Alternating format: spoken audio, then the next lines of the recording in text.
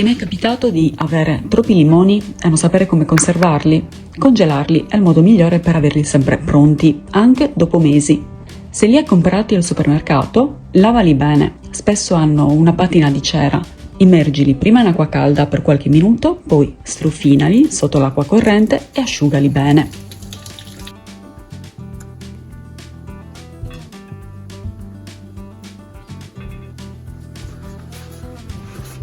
Ora mettili in una busta a gelo. Togli l'aria, anche semplicemente con una cannuccia se non hai l'attrezzo.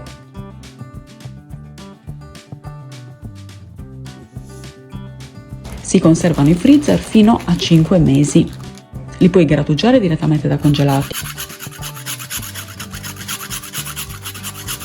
Oppure scongelare. La polpa sarà più morbida, ma gusto e profumo restano intatti.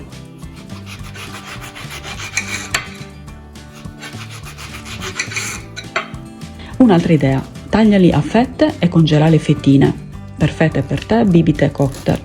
Se vuoi avere sempre il succo pronto, spremili e congelalo nelle vaschette per il ghiaccio.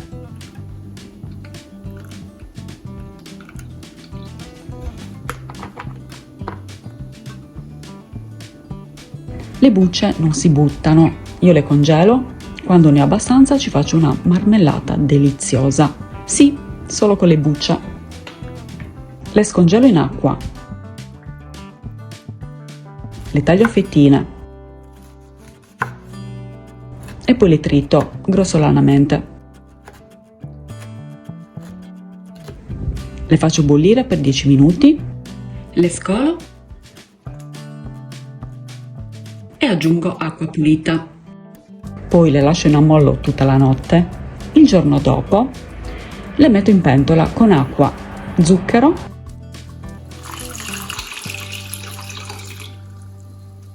e faccio sobbollire per un'ora.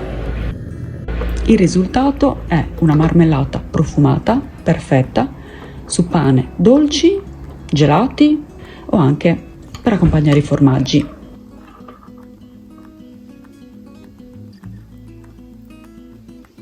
Per chi ama i dolci freddi, per un gelato rinfrescante.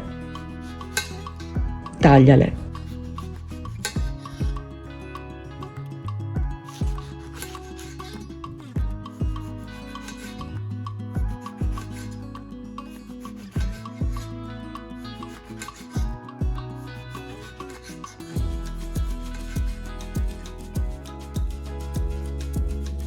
Frullale con latte di cocco,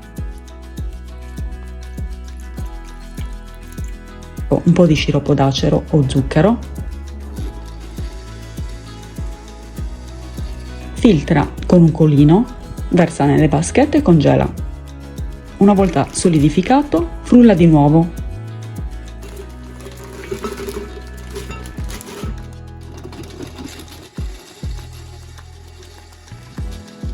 Il tuo gelato al limone naturale è pronto.